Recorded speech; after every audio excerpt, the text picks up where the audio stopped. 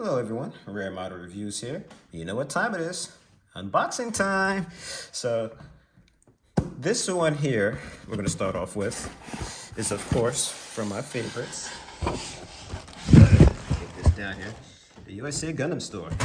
So what I usually like to do is show off this nice little sticker that they always seem to come with these things. So this is gonna be for the Gundam Calibar. Unfortunately, there's only a hybrid of this thing out right now, so I am holding on to their life that they make a full mechanics of this thing sometime next year, because I really want this guy in 1/100 form. Although if I'm desperate enough, I'll just get the high grade. And then of course we have these nice little packaging slips they have here. I believe this is the same number as the other ones, or ones I've seen before, so I don't think the manifest inside has changed at all. Take this thing off the tripod. So yeah, see, I know this is the same one because well, you know why in a second. Why I think this is old, but the Gundam I just pointed at was the spoiler. So yeah, this is nothing really you haven't seen already with this thing. So moving on to the meat and potatoes here. I think I'm gonna take my camera off the tripod for this, but come on now, I just spoiled it. What else did you think was in this box?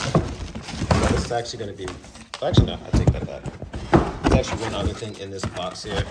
It's going to be a pair of these single blade nippers that are exclusive to the Gundam store. I mostly only got this because this gave me free shipping for the Forbidden here. But I did at the time need some newer nippers because I wasn't satisfied with the ones I have. I since replaced them because I pre-ordered this thing almost like at the beginning of the year or whatever when this thing was announced. So honestly, I'm not sure this would be better than what I have now, but we'll find out. I have a couple of kits here that I would have bust these things out for, so I'm not gonna review a pair of nippers, but maybe I'll mention if they're good enough, someone asks in the comments or something. So of course, this is the last of the 3 of the Boosted Men's Gundams, and it took them way too long to finally put this thing out. I wouldn't have put the other 2 out like years ago when they first put out the Calamity, but better late than never, right? So this thing here just looks beautiful. This camera is not going to do it justice how amazing this thing looks from the line art, but I do plan on changing my setup one last time after this. I think it's kind of the lighting in this room that makes the quality really look bad. I feel like it'll look a lot better if I can go someplace with better lighting. I've been trying my heart out, but I don't think the area I'm at is fit for reviewing. So this is going to be the last time I ever review anything in this area. So I hope you guys haven't been too comfortable seeing my little table here. But moving on, I'm going to go ahead and open this fella up and see what's in store. So first out here, I have a nice sheet of this light gray plastic here. It's mostly gonna be for the joints and inner frame. At least what pokes out. Sticker style decals. Can't speak to it. Have this nice kind of turquoise color, reminiscent of what the Jagans are colored in. Some nice clear blue pieces here, most likely for the cameras and whatnot. Some reds there. This mustardy yellow, almost kind of a goldeny type color for the V fins. You'll find all over this thing. More of that teal here, or turquoise, whatever you want to call that. That's it's more like a black, it's not dark red. Actually, hold on. Missed it for a second. There's actually some stickers there on the bottom, so you can make that out. So some blues, again, most likely for cameras. Got this dark green here, I guess kind of, you call that an olive, huh? And this gray looks a little bit darker than the other gray I've seen before earlier. Could be wrong, but there's actually these mesh tubes here, and these are going to be for the varnish tubes, I believe they're called, which connect the binders of the Forbidden's backpack to the actual suit itself. So those are going to look really great when we see this thing here. See, I want to say there's 2 different grays. I want to say they're different. Probably won't be able to tell too much. The lighting's so harsh, but I mean, they look a little different, right? A little lighter shade here, darker shade. So the last bit of the runners here, again, black and that olive green. And finally, of course, we have a manual inside. So throw this over here. I'm gonna take a look at that. So, got the amazing line art here for this thing. Giant cycling hand. Fair amount of runners in here, but not too much. Again, these forbids are made to be able to be built just as fast as a modern day high grade, but look just as good as a master grade. At least standing tall next to them. So, modern day manual tells you all the runners you need for a certain part. Tells you some of the little cool gimmick points you have for some of the parts that you're going to be building here.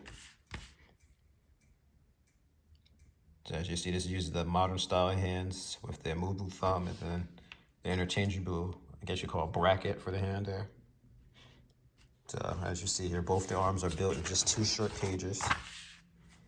Then you get onto the chest here, which will be built in about a page and a half. Oh, this does not include the backpack. Head here, 2 steps I imagine to build it. Yep, then you show it being assembled. So if you've built any modern day master grade or shoot even high grade, this won't be a problem for you at all. You'll be just fine here. Spec my page, I like it. So I already will say now, I probably won't build this thing right away. I feel a little guilty because I should have been built the Raider before this thing, but I kept getting backtracked, mainly by P-Bandai releases and whatnot. That, and this is going to sound really goofy, but I wanted to finish watching over Gundam Seed while I built a lot of my Seed kits, Seed Destiny as well. So I've been kind of trying to hold off on building a lot of these Seed kits until I finished up some of the things I have on top of my list, and then finally broke that box set back out to watch my Seed while I built this thing. It just feels right. I don't know. I'm weird like that. But that being said, I still am very much excited to finally build this and the Raider. So I will most certainly be doing that. Those will probably be the first 2 I build before I go on to any of the other Seed stuff I have. I believe I have a lot of Seed stuff on my backlog. It's going to be the year of Seed. When I finally get around to those things, you're going to be seeing other Seed kits being reviewed. But overall, the assembly of these things don't look complicated at all. I'm actually really excited to finally get to build this thing. I'm excited to have this thing in my collection. See, these things have a lot of gimmicks. They're going to be very detailed. And from what I've seen already, there's only going to be a few parts that you're going to have to color in yourself. So unless you just want to do a complete different color of this thing just to make it look a bit more realistic, I know that's what some people like doing, you'll be just fine. So I don't believe there's anything like this inside the manual I missed, just really the gimmick point stuff. So I'm going to try to freeze this thing as best as I can here, get you guys to read some of this stuff here so you can understand more about the kit and the history of it and whatnot. Hold up both hands, just shake it around a lot on my hand, so I'll shake it up. There we go. Hold that a little bit. You guys might not be able to see that, the lighting's kind of there. But that being said, that is it for the Forbidden here. So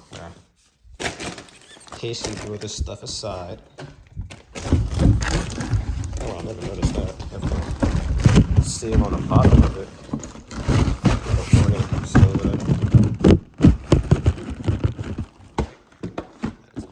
So next we're gonna bust out our last big box here. This box was actually a lot bigger than I expected, but after I realized what was inside of it, it made more sense as to why this box is enormous. So as per standard with these things, if you guys don't know, by the way, this is a premium Bandai unboxing now. The US Gundam stores unboxes over. So if you're curious what's inside, you know it. This is one that I ordered some time ago, and before I even seen the movie, but I have since seen the movie, so now I'm no longer ignorant to the glory that is Orange Piccolo here, and I just had to get this guy. I loved him in the movie, and I mean, I got him before I even seen the movie, but I mean, come on, Orange Piccolo. I have to see the movie to be interested in this, as to what the hell that's about. So this thing comes with a separate effect part for the Ultimate Gohan superhero one. It might be able to work with what is it, the Sun Beast Gohan? Or who knows, maybe other figures. So I'll end up testing that out. But I really need to get this Ultimate Gohan. It's making me so mad. Each and every one of these freaking superhero figures has something for this Ultimate Gohan. It's to the point that now it feels like a waste to not have them because I have all these extra parts for them to the point when I finally do review that Ultimate Gohan, it's going to be an hour long. So I'm going to have the figure itself and all of its accessories go with it. So of course they're telling you how awesome this will look if you get a Sun Beast. Hint, hint, nudge, nudge. I do have one, so that no Sun Beast included thing does not apply to me. Now one thing I decided to do a little different here. I did kind of shield my eyes and try to crack open this box a little bit just so I could show you guys off this little side panel. Last one of these figure arts I reviewed, I kind of realized, you know what, I never really showed these off, so there you go. So there's one there telling you how to put that effect piece on for the Sun Beast there. I'm sorry, Gohan. Not for the Sun Beast, Gohan. And then of course you have the little instruction guide on how to put on Orange Piccolo's heads here. So it looks like he has 4 separate heads you can interchange. And then what is that? 6 hands that comes with him. So that is it for Piccolo. And now we're gonna go ahead and look at the Creme de la Creme here at the bottom of the box, which is covered with a bunch of these little puffy packaging thingies. So it would be a P Bandai unboxing if I didn't get a variant of an already released kit in here. So that of course is going to be, you're probably not going to be able to tell because everything's blocked and all that, but I can confirm to you that this is Johnny Ritten's Gelgoog we have here. So Johnny Ritten is a bit of an enigma. You wouldn't know who he is unless you looked at the Mobile Suit Variations mangas or you play some of the games that have him. I was first introduced to Johnny Ritten from playing the Dynasty Warriors Gundam game, and I loved him. He's just such a cool character. So of course I had to eventually get a master grade of him. And of course we have a little manifest in here showing off some of the stuff P Bandai has in stock. I'm not sure if they still have the Stormbreaker up. I'm very tempted to get the Stormbreaker because it looks pretty cool. I believe it's from one of the Build Divers shows or whatever. But I haven't watched any of those, and I probably honestly never will. I've watched a couple of them, but yeah. I was thinking of getting this tall gaze, but I'm like, you know what? I already have a wing Verka, so I could care less about the wings. And I already have a kit in mind that I can get a shot lancer for, so I'll probably honestly end up just getting a default tall gaze when I finally do get one. I mean, I technically already do have a tall gaze too, it's just a crappy one. And then I could care less about this high-grade perfect score aerial. Someone said before when I see the review of this thing, they should have did a battle damage one. I agree. That would have made it a little bit more tempting. But as for the Gundam rolls, I'll leave you guys to decide the fate of that thing for potentially being in my collection. And then, of course, we have a Robot Spirits Gundam Calibar, and that's coming soon. It's tempting, but I'm going to hold out for that full mechanics still. So, enough procrastinating. Let's go pop this baby open. Oh, speaking of which, I didn't realize there's a Gundam in the background. Or is that a gem? No, that's a gem, it looks like. It's a little strange to have that in the background. This is about to shoot him in his back or something. He doesn't even realize it. He's too busy doing some dynamic pulls, so that's kind of funny. So, let's waddle this thing out. Get on with it. So one thing that was always funny about Johnny Ritten to me is both him and Char share red color schemes for the mobile suits, so they always got confused. A lot of people called Johnny Ritten the Red Comet, and he did not like that. And it's just funny because they both have red color schemes, but technically Johnny Ritten's is red and Char's is pink. The only thing red on Char's suit is his backpack. Now, I haven't built the default Gelgoog yet, or even Char's Gelgoog, but I'm going to assume these parts here on the legs are unique, unless there's like another shade of pink they used on Char's, or green for the Gelgoog, so I'm going to assume, again, that's unique to this thing here. But of course, this is a P Bandai kit, so most of this stuff is going to be none but recolors. Like, obviously, the pilot figures there, these beam effects. And this is always something I found interesting, the fact that this thing has beam sabers attached to it, and then you have the typical beam naginatas that you could also put on. So I don't think I've ever seen this thing with an actual beam saber. It's always the beam naginata. And of course, you have some water slide decals here to put all over this thing. So I'm going to end up using at least some of these, if not all of them. Need to stylize it a little bit. Some more of that deep red. And I just love this red color scheme here. It looks so good, offset by this black. Parts of my phone. Some more blacks here.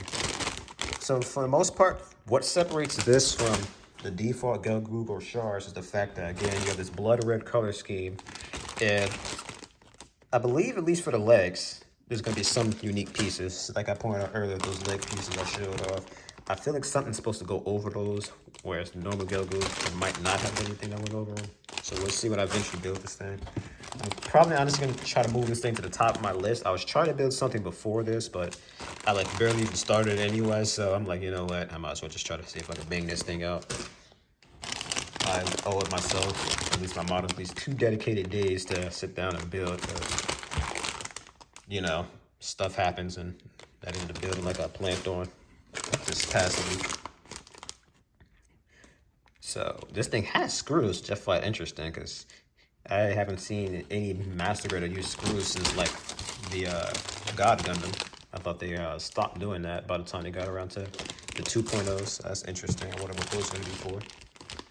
If I'm not mistaken, not even the Zaku 2.0 used screws. And ironically, I was going to end up building that Shard Zaku 2.0 sooner than I expected after all, but again, I didn't finish what I had ahead of it in time, so that's going to get pushed back a little bit.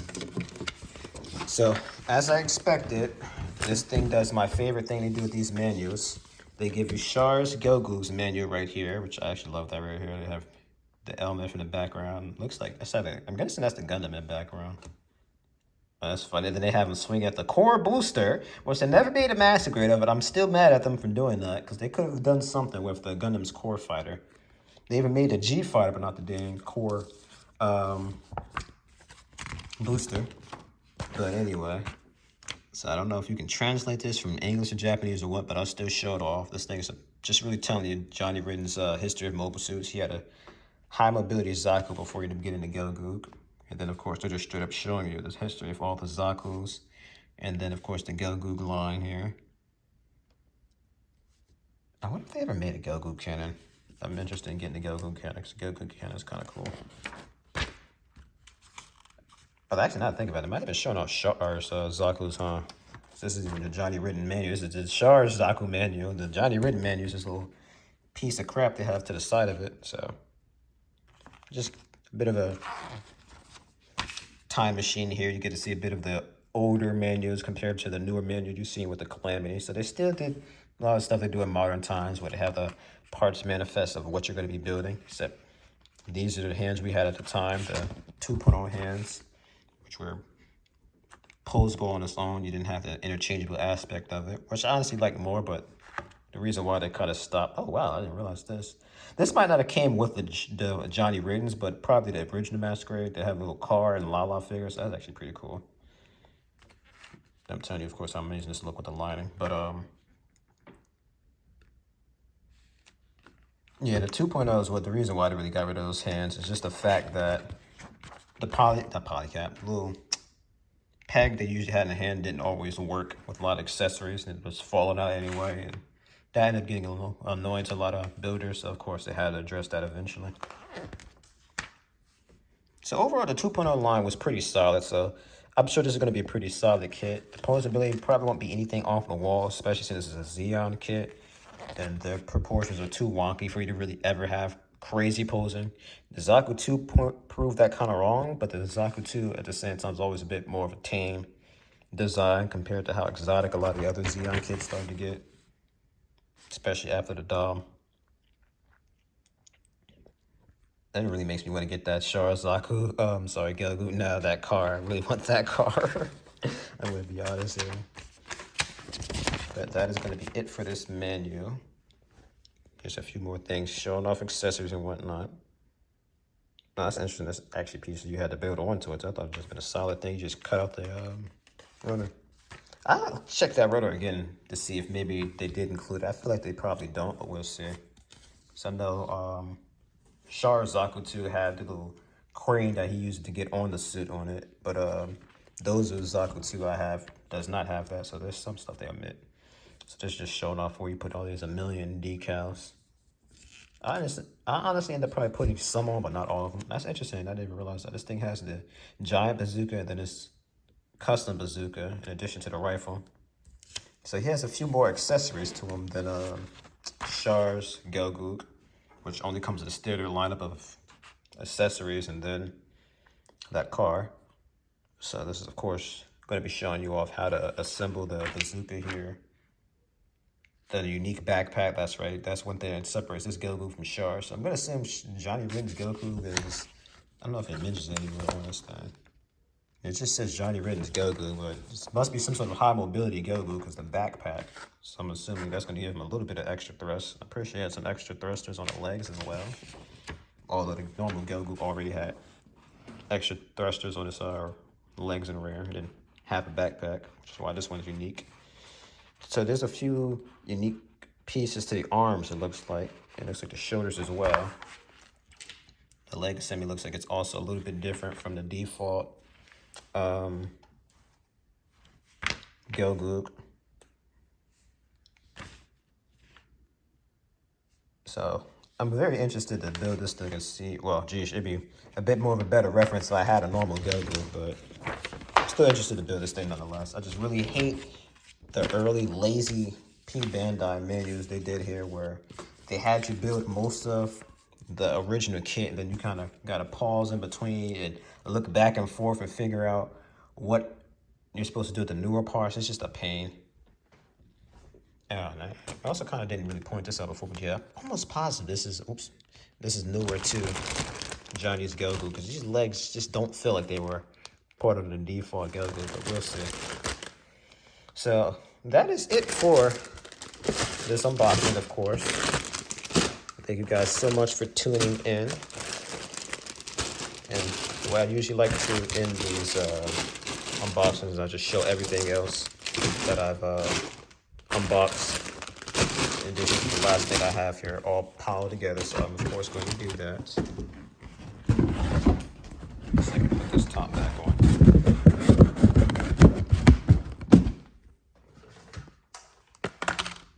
So, as always, this has been Rare Modern Reviews. Like, comment, and subscribe.